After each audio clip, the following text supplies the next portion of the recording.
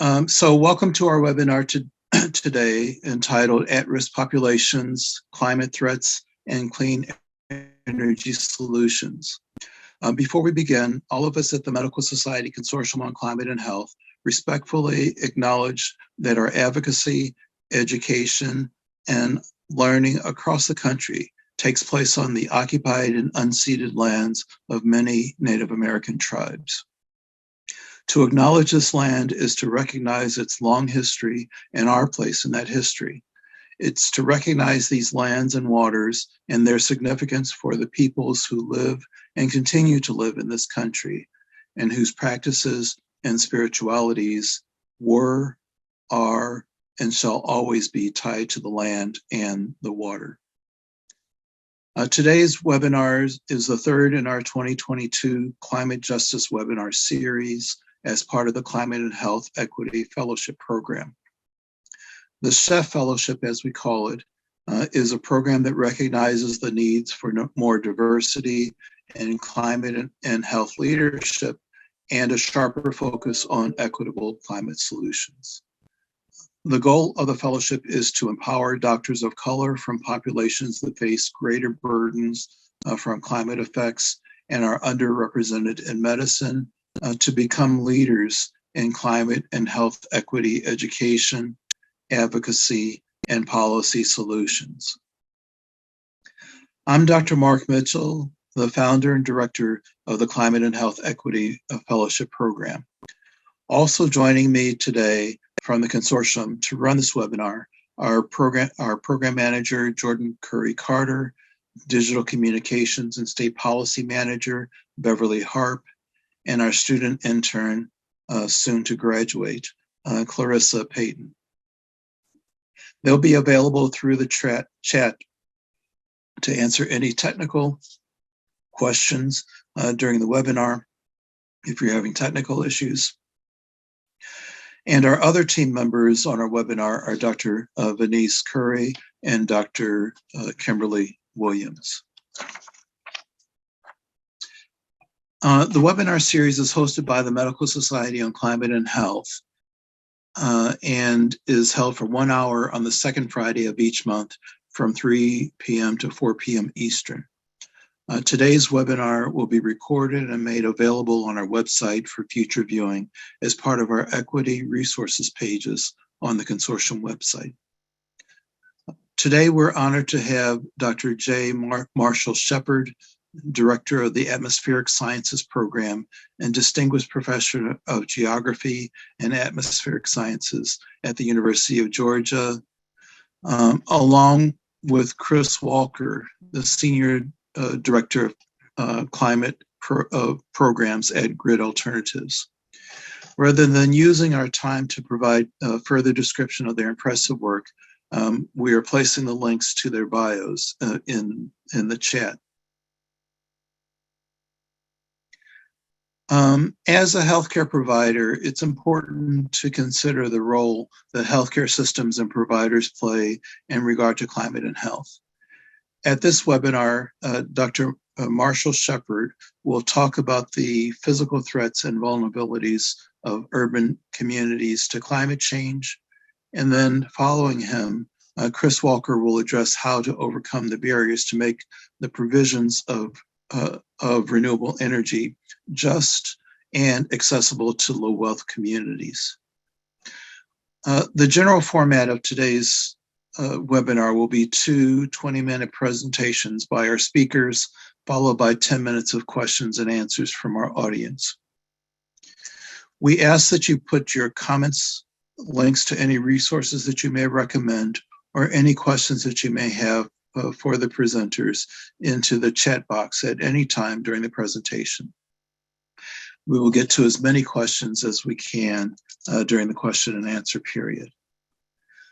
Please keep yourself muted so we're not interrupted by background noise, and please keep your cameras off except for the speakers. Dr. Shepard, you may go ahead and begin. Thank you very much, Dr. Mitchell. And I am going to share my screen here and we'll get right into it. Can you see what looks to be a hurricane? Yes, we can see. Okay, great. So I think we're good to go here. So I want to talk about sort of extreme weather, climate change connections, and I'm going to focus primarily on vulnerabilities in urban and marginalized communities, as Dr. Mitchell said. There are my coordinates. If you're on Twitter, please follow me on Twitter at Dr. Shepherd 2013, because I actually am active in social media and I don't like for these messages to stay in our ivory tower webinars and journals and so forth. I like for them to get out there broadly. I do host a podcast for the Weather Channel called Weather Geeks, if you're just so inclined and like podcasts and weather, climate, and science. And I'm also a senior contributor to Forbes. In fact, just today, I published an article on translation gaps between Spanish speaking communities and receiving weather warnings. And so I invite you to follow me because I share all of that information. So there's Hurricane Ida making landfall in the Gulf of Mexico last year. I like this satellite image. I spent much of my career at NASA before coming to the University of Georgia, so I use a lot of satellite data in my research and in my presentations. Shows the juxtaposition of a natural hazard hurricane impacting urban environments or rural environments like. Let me just make sure. Okay, good. I saw a chat. I want to make sure that wasn't a message to me. Just as a reminder, this is the US 2021 $1 billion plus weather and climate disasters in this country. Now, again, $1 billion is the floor. Many of these events ended up with much more damage in terms of cost, and there were also lives lost and health implications of each of these, whether we're talking wildfires, flooding, hurricanes, heat, and so forth. This is a real indication that our extreme weather and climate disasters are wrapping up in frequency and or intensity as a result of climate change. The so what behind that is very relevant to this audience. This is adapted from the Center for Disease Control and indicates the various impacts and pathways of rising temperature, increased CO2, sea level rise, and extreme weather on a host of things that you all have to think about, whether it ranges from asthma and cardiovascular disease and respiratory allergies linked to air pollution and so forth, to heat-related illness and death, fatalities and mental health impacts associated with severe weather, environmental degradation, forced migration, civil conflict, and so forth. And then on the right side, vector disease, inequalities, water and food supply issues, water quality issues. These are all what I call kitchen table issues. They are the so whats. While climate scientists like me spend a great deal of time talking about the science and the implications, these are the things that we need to be talking about when we talk to the public, when we talk to politicians and policymakers and decision makers, because these are the kitchen table so whats, and they are happening right now. They're not happening to polar bears. They're not happening in the year 2080. We're living this right now. So, for example, here's a study on the left that by some colleagues at Columbia University, where you see these red and orange dots. This is daily maximum wet bulb temperature. Now, you're in the health field, so many of you likely associate that with a good metric for assessing heat stress, heat illness. It combines both temperature, humidity, and some ways that our body actually exchanges heat. What we're seeing is there are places on the planet right now that periodically exceed the theoretical limits of habitability for us as humans. Now, again, these are for short bursts of time, but as our climate system continues to evolve and change, will we start to see that creeping further and further into higher latitudes and also for longer periods of time. And again, just as a reminder here, the cause, you hear all kinds of what I call in the social media zombie theories, these theories that have long been refuted by us as scientists, but they live on in Twitter and op-eds and editorials. People say, well, this is what causes climate, or climate changes naturally, or it's the sun, or it's this, or it's that. All of those things are influencing the climate, but as you can see from this graphic from the Intergovernmental Panel on Climate Change, it's the greenhouse gases that are the dominant forcing on warming in our climate system. Yes, aerosols and land use change and sun have some role, but the greenhouse gases are the dominant forcing function on why our climate system is warming. Let me give you a specific example of a so what that you can use with someone in your family that may not be, a STEM professional. Because of climate change, and the National Climate Assessment Report has given us this graphic. This is a look at the change in hours worked based on OSHA guidelines for heat. So what you can see is that much of the country will lose anywhere from 4 to 6 hours of work time outside if we're going to go by OSHA guidelines. That has real implications for families whose family member works in construction or agricultural productivity or road building or building of infrastructure, skyscrapers, and so forth. This is a real world example of that heat, but it's not just heat. In 2019, I testified before the House Science Committee, and I told them the extremes are becoming more extreme and people feel them more than averages. So though you've often heard climate change discussed in terms of the average or mean temperature increases, it's not just that. It's hurricanes, it's flood, it's drought, and so forth. So a real question that we pose is the DNA of climate change already in today's extreme weather? The answer to that is yes, and a resounding yes, by the way. So here's a look at flooding in New York City after Hurricane Ida. I mentioned Ida earlier, made landfall in the Gulf of Mexico near New Orleans. The remnants of that storm moved into the mid-Atlantic, into the Northeast, and there were record-breaking rainfall. You can see some of the flooding here. People lost their lives in basement apartments. 3 inches of rain in 1 hour in Central Park, which was a record. And this little scientific graphic explains this isn't happenstance. We know that as our climate system warms, there's more water vapor available to the atmosphere for these storms, whether they're hurricanes, rainstorms, even snowstorms. And so these things are exactly what climate scientists predicted decades ago when we talked about that the water cycle would accelerate in response to a warming climate system. In our pre-meetings, there was some mention about the polar vortex, for example. People sort of have mischaracterized this polar vortex. First of all, it's not a storm that comes to get us. It's not something that happens every time we have a cold weather outbreak. The polar vortex is actually this ribbon of strong winds around the polar regions. It's always there, always has been there. Even other planets have polar vortices. But one of the things that happens is when the polar vortex weakens some, that cold air can make its way further southward or equatorward. And so from time to time, we have these polar vortex weakening events and we get these cold events. We saw this in Texas a couple of winters ago, or I guess last winter, with that disruptive cold event that actually had many health outcomes, infrastructure outcomes. That was because of a weakening in the cold polar vortex that allowed that cold air to spill further south. Now, there is some science that suggests that as our climate system warms, we're going to see more of these weakening polar vortex events, which could lead to these extreme cold weather events. That's counterintuitive to people, right? But this climate warming is leading to an average weakening of the polar vortex, which means these cold events. So this is a report that I co-authored for the National Academy of Sciences in 2016, and we talk all about how today's extreme weather events are linked to climate change. So I won't spend a lot of time there. This cookie analogy just talks about the fact that, yes, we have a naturally varying climate system. We have naturally varying hurricanes, droughts, and heat waves. That's the event. But factors that align with these events are ingredients, and the baking surface and oven temperature, the conditions by which the event occurred. So yes, we can get naturally varying weather systems, but if we tinker with the ingredients and we elevate the overall cooking temperature of the cookie, we get a slightly different cookie every time. So that's essentially an analogy for what's going on with our climate system.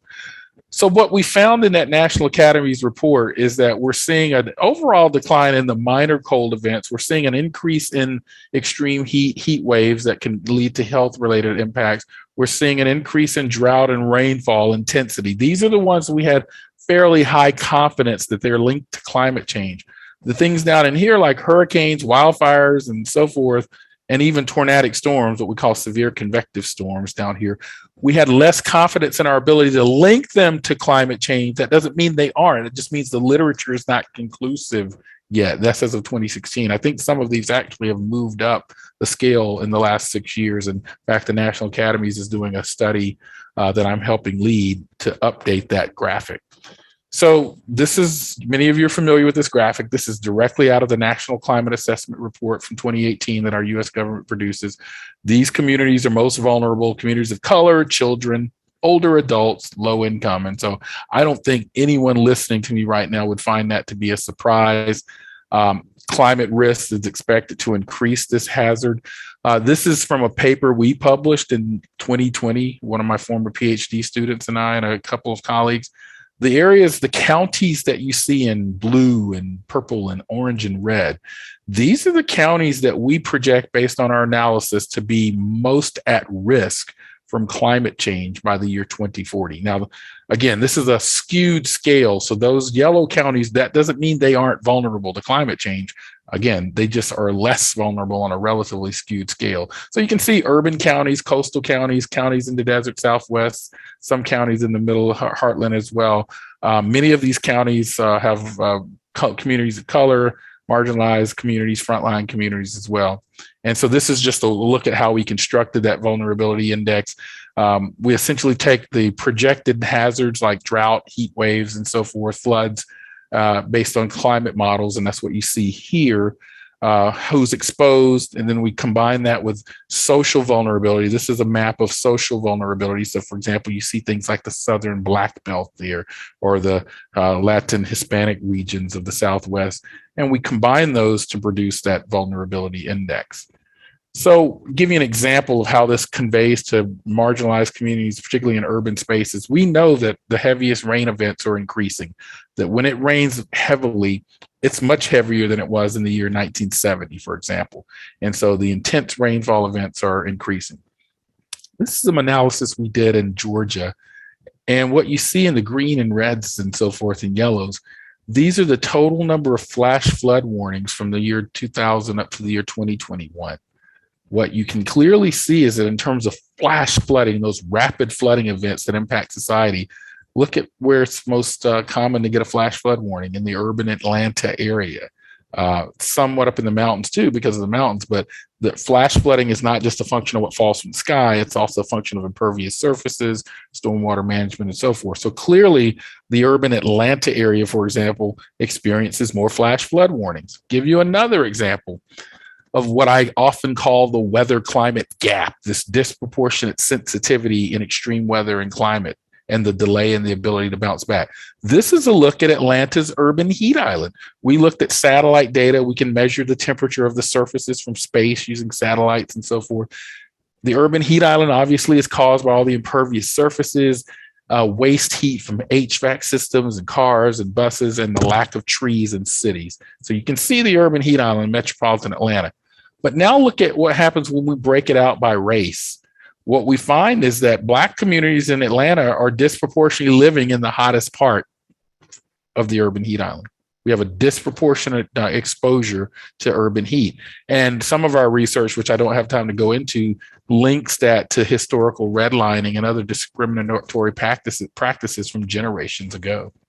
And so it doesn't surprise me then that we see headlines like this in Houston. A year after Hurricane Harvey, Houston's poorest neighborhoods, and some of their neighborhoods of color would fall into that, have been slowest to recover. And that's still the case for Harvey in Houston, Katrina in New Orleans that happened in 2005, and many other weather disasters that we see around the world. So I want to stop there, and we'll certainly talk a bit later, but hopefully we'll hear about how we're moving forward with some of the solution space from my colleague next.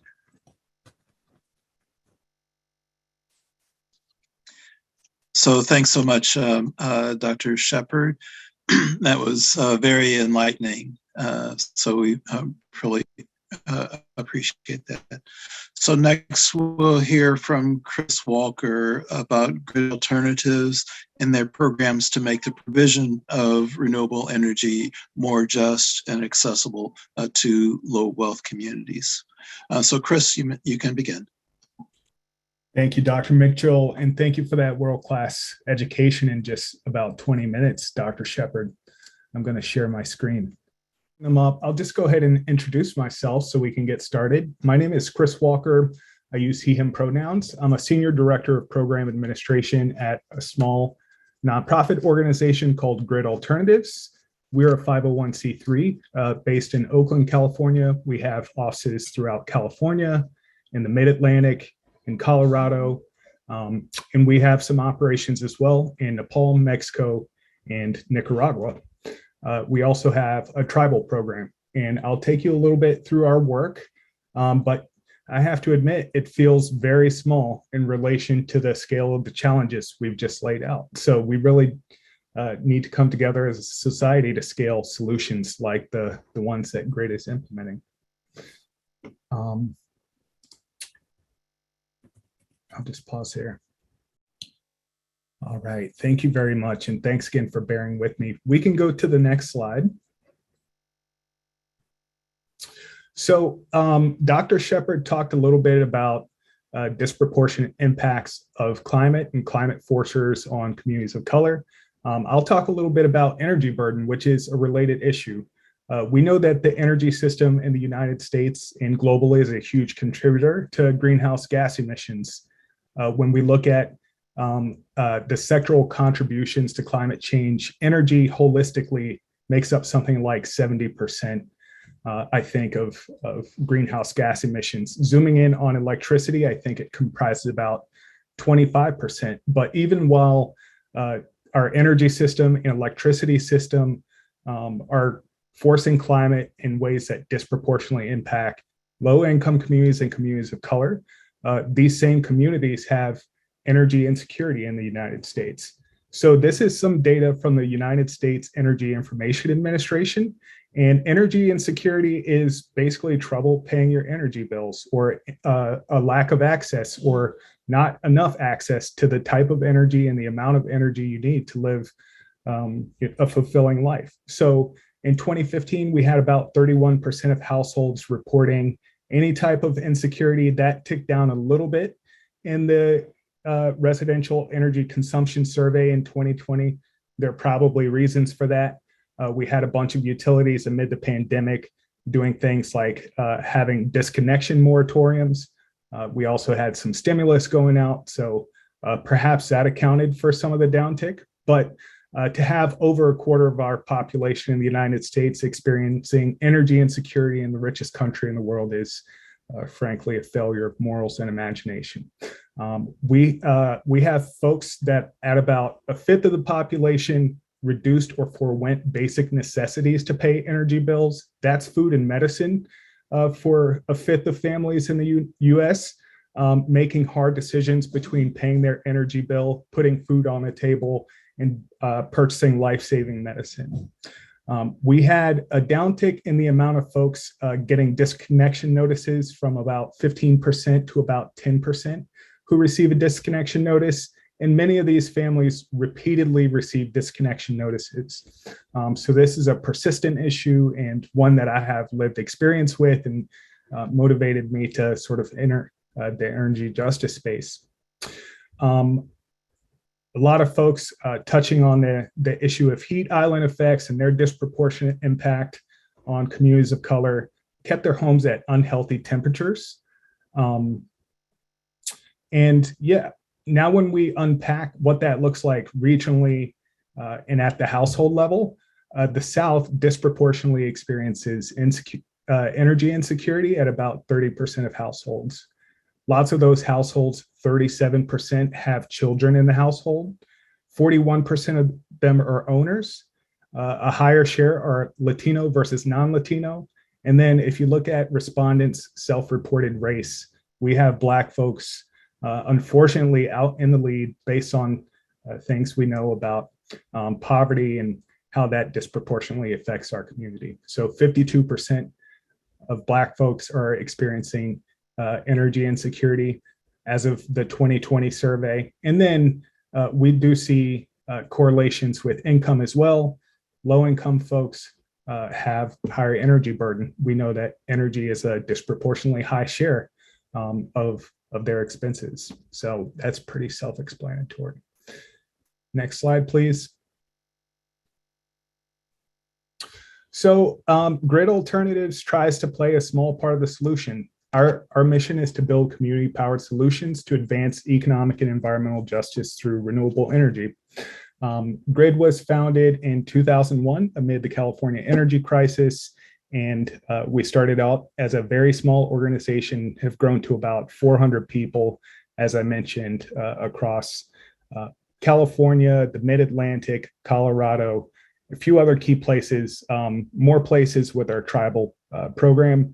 And we also have an international program that I mentioned that operates in Nicaragua, Nepal, and Mexico. Next slide, please. We can skip past this one as well. So solar has been the focus of Grid Alternatives since our inception, but we're branching out. We deliver solar energy solutions across the spectrum. So we have single family programs, multifamily programs, community scale solar programs, and we also install on some nonprofit organizations. I'll zoom in on our multifamily work after giving a pretty broad overview. Next slide, please. But the impact of this work is that we have served almost 23,000 households since we were founded in 2001. The impact of our work to install solar energy systems across those almost 23,000 households is that we have saved those families almost $600,000 in energy costs. And we've also installed on about 188 community facilities, including multifamily affordable housing buildings, nonprofits, and other service providers like community-based organizations. Next slide, please. In energy terms, that's something like 2.5 billion kilowatt hours. And sorry, I repeated that graphic 3 times. It's the equivalent of taking lots of cars off the road, and we can keep going. I botched that slide, apologize for that. But we also have a massive workforce development component to all we do. So in installing those tens of thousands of solar energy systems, we do that with a strong focus on workforce development. And our workforce programming has extended to include almost 33,000 people who have received hands-on training experience from Grid Alternatives. And many of them have gone on to enter solar energy or related professions, which has been a growing industry, but one that has ebbed and flowed, but one that really took off during the height of the Great Recession. We have about 310 job training partners, and the work of these almost 33,000 trainees have extended across about 301 job training hours. Just quickly check the chat. Specifically, what do you mean by keeping homes at unhealthy temperatures? Is there a specific number or guidance? I ask because if assessing patients about energy vulnerability, it'd be helpful to give them a number at which. That is a fantastic question to which I do not know the answer. I would bet that the methodology for that does live in the United States Energy Information Administration's residential energy consumption survey. So I can pull the link to that survey after and provide that as post-meeting follow-up. Great question. All right, next slide, please. So as I mentioned, we also have a tribal program. Dr. Mitchell thoughtfully kicked us off with a land recognition or recognition that we do live on indigenous lands. That's a big part of our environmental justice work. At Grid Alternatives, we believe that tribal communities were the original environmental justice communities.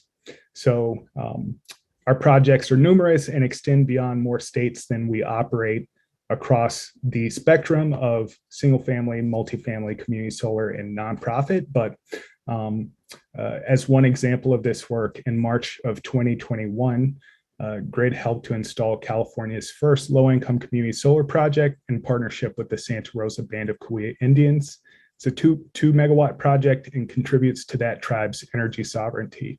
So they're not off the grid, but they're receiving bill credits to an extent that has basically provided them energy independence, which is a massive win. Next slide, please.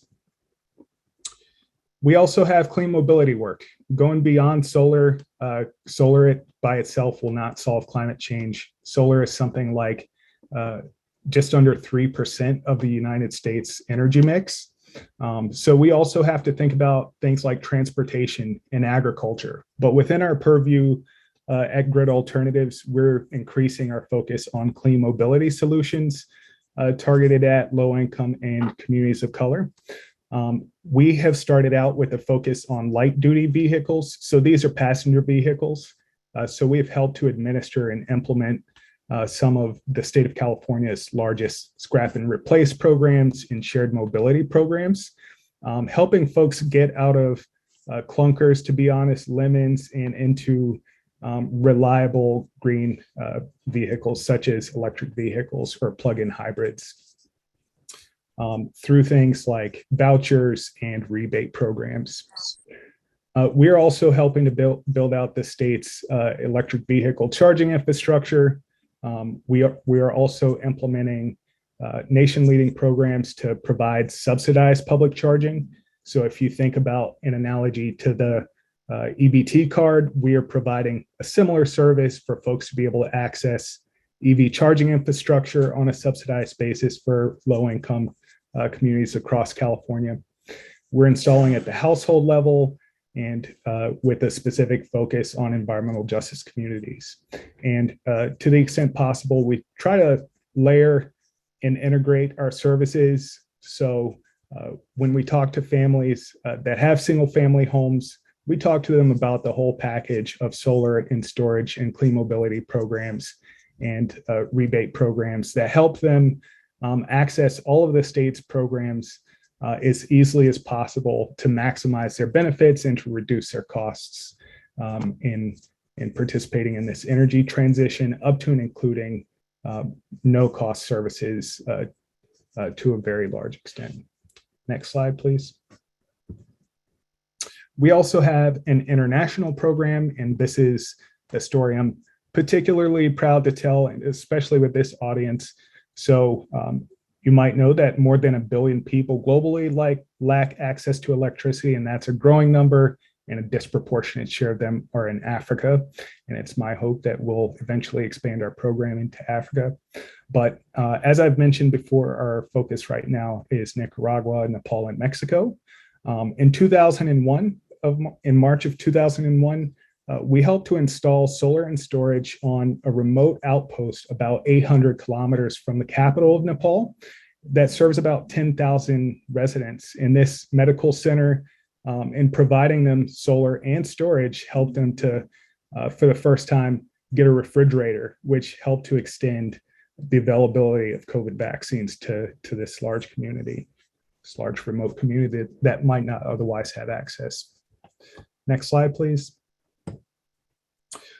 So that's a little bit about Grid. You can check us out at gridalternatives.org, and all of our social media handles are at Grid Alternatives. And next slide.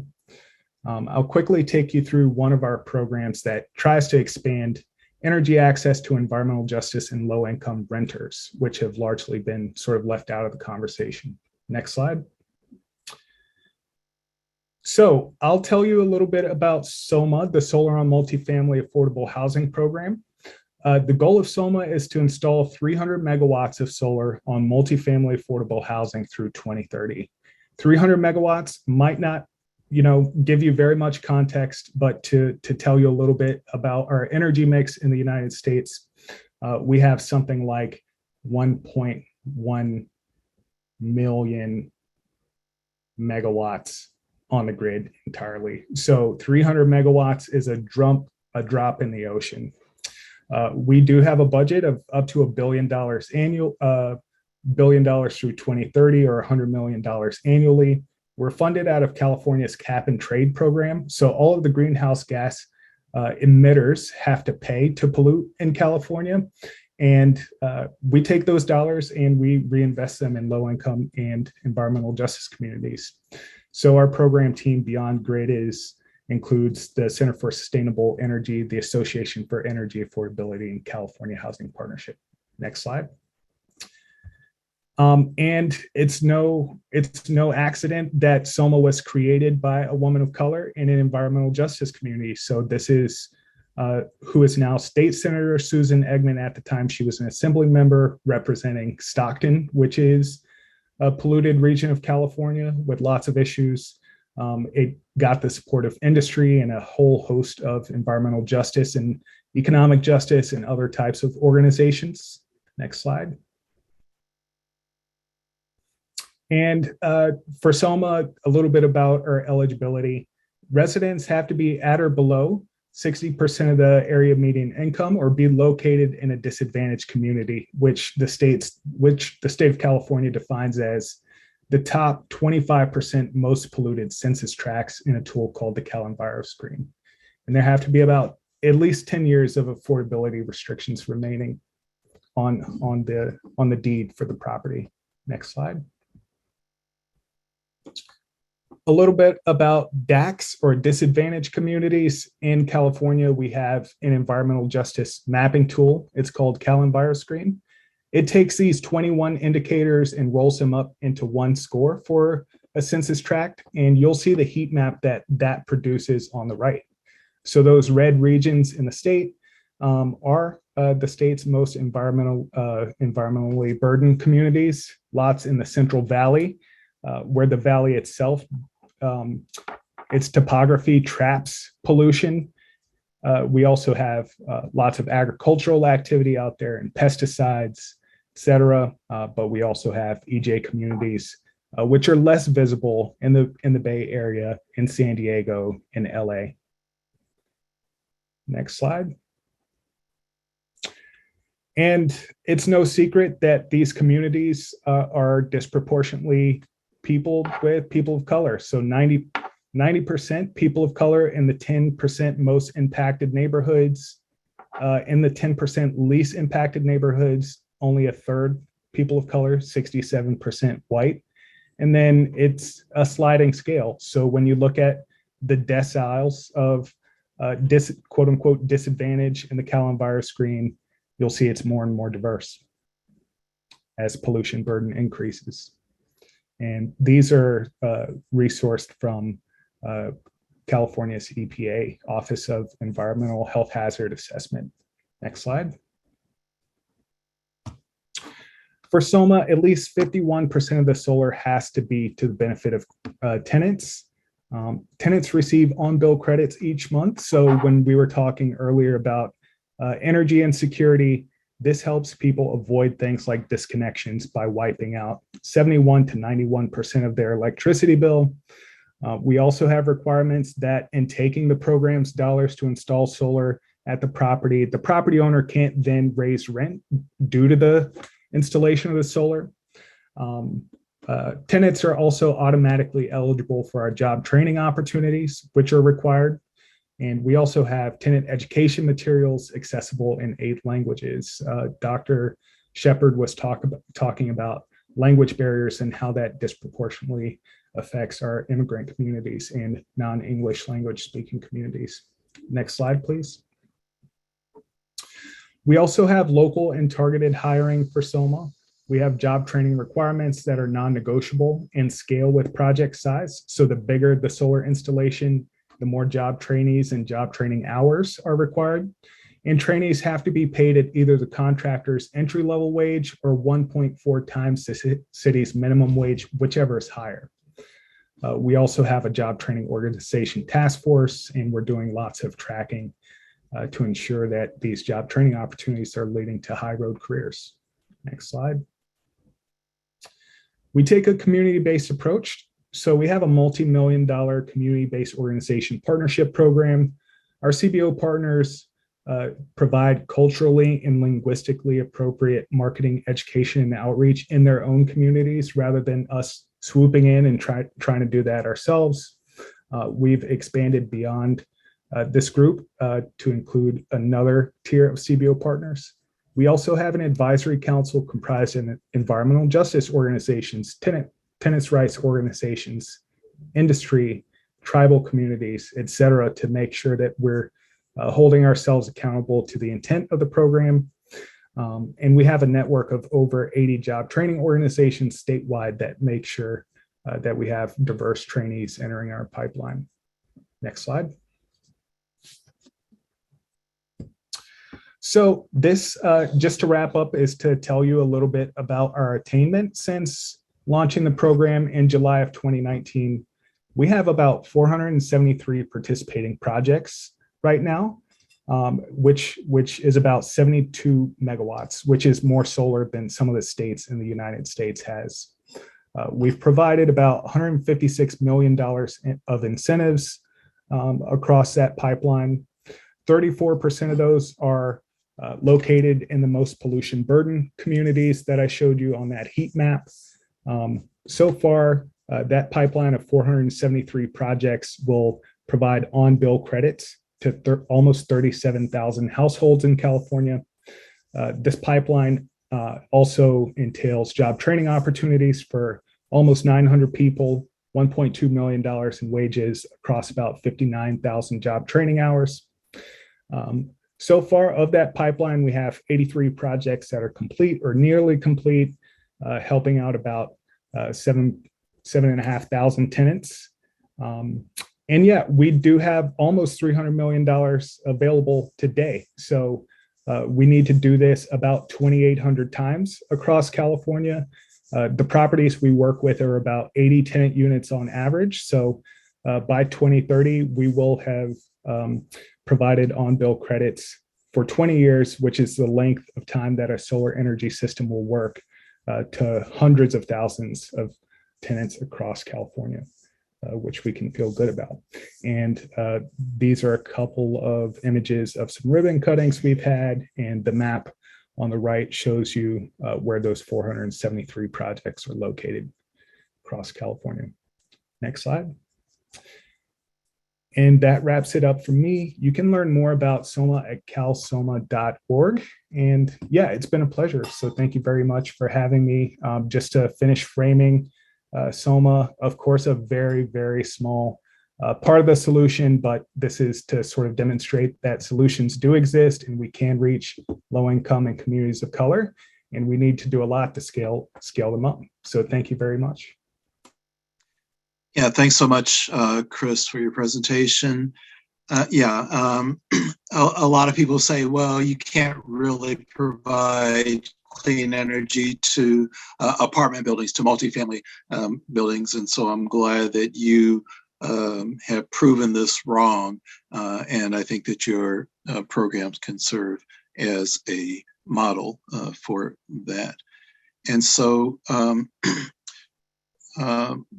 now we'll take questions from the audience, and I remind you that you can type in your questions in the chat box and we'll get to as many of them as we can. We ask that you please take a moment to fill out the webinar survey. We will drop the link to the survey in the chat right now. And so, Jordan, do we have any questions for Marshall or Chris? I think we have a lot. Yes, we do. And thank y'all for both of your presentations. Lots of engagement through the chat as well. So want to begin with a question from Amanda. Does anyone know if there are standard questions to assess for energy insecurity in the clinical setting? So opening that up to Chris or to Marshall. Yeah, I'm not gonna be able to answer too many questions about energy, so I'll defer to Chris.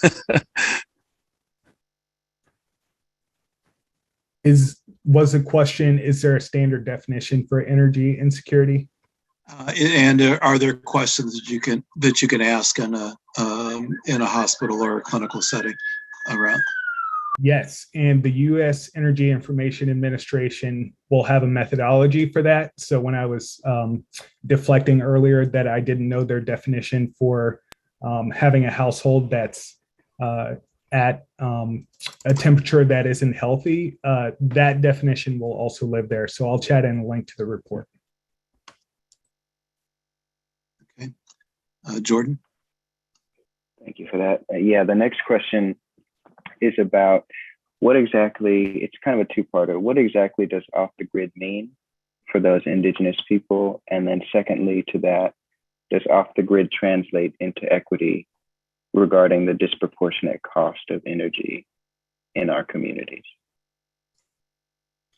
That's a great question. Off the grid means that you're not connected to the transmission and distribution system for the state's electric utilities. So it means that you're kind of on an island of your own. And it typically will mean that in addition to solar, you need battery storage to make that work, or that you have a microgrid that comprises a solar energy system, some storage, maybe also a diesel generator or another type of generator to fill in the gaps.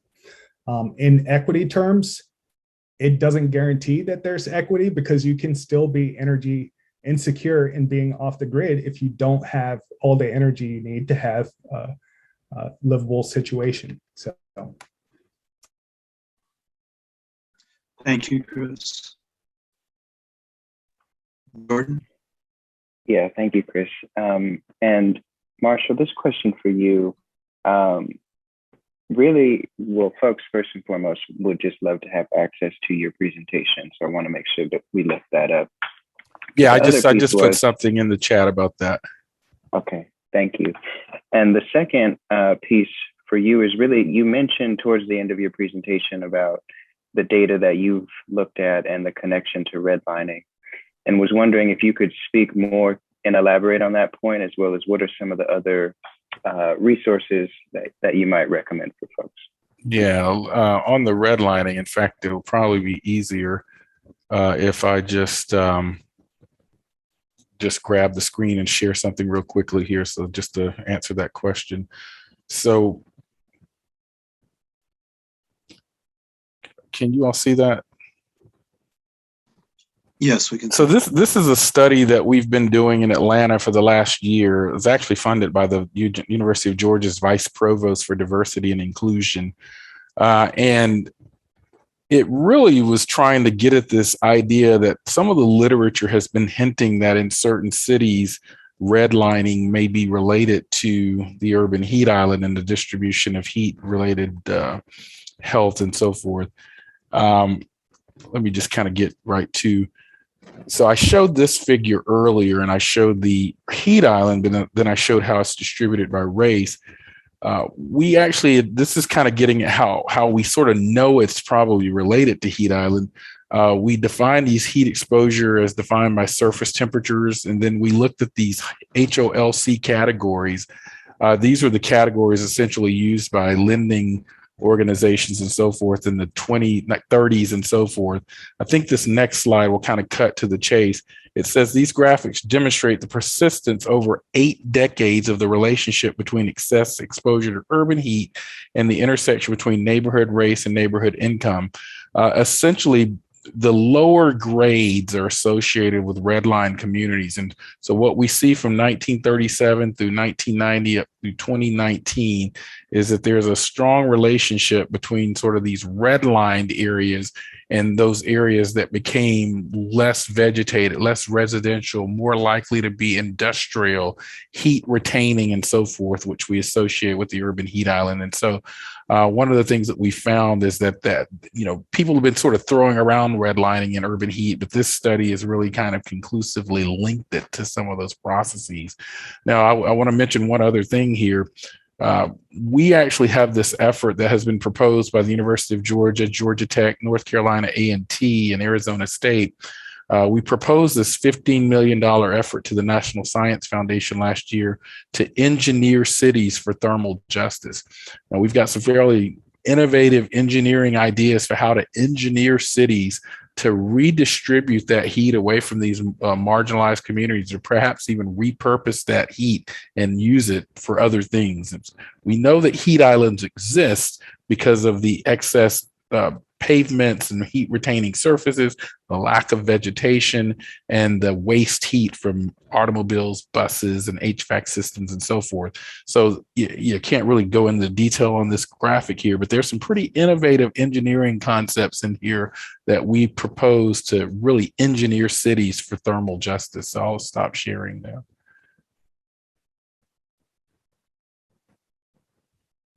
So that is very interesting. Do you have resources? Can you give us links or let us know how we can get more information about that? Yeah, it's proprietary proposal information right now, but as soon as it hopefully gets funded, we'll probably have a lot more information that we can share.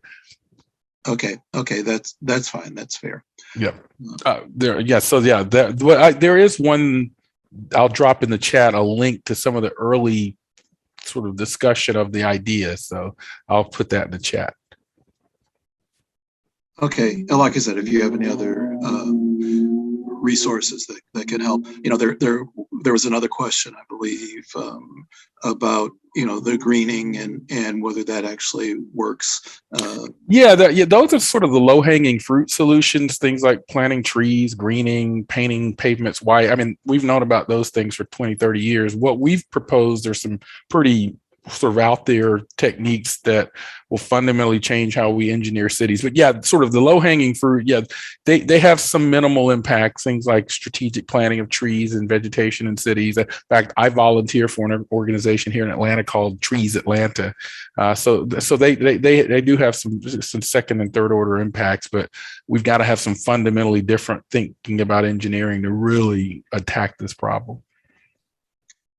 Okay, well, that's good to know. And again, when you come out with something that's more public, we'd certainly be. Absolutely, sure.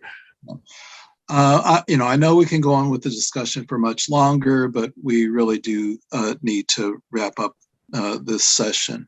And so I'd like to thank our speakers, and I'd like to thank all of you in the audience for participating in our webinar series. And I hope that you found it useful. As a reminder, these webinars are held on the second Friday of the month. So the next webinar will be scheduled on June 10th, and the topic will be extreme weather.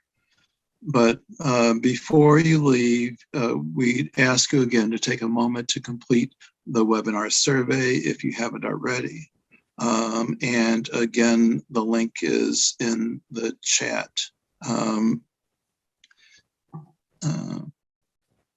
So let's see. Actually, before we leave, I'd like to give Chris and Dr. Shepard and one last opportunity to sort of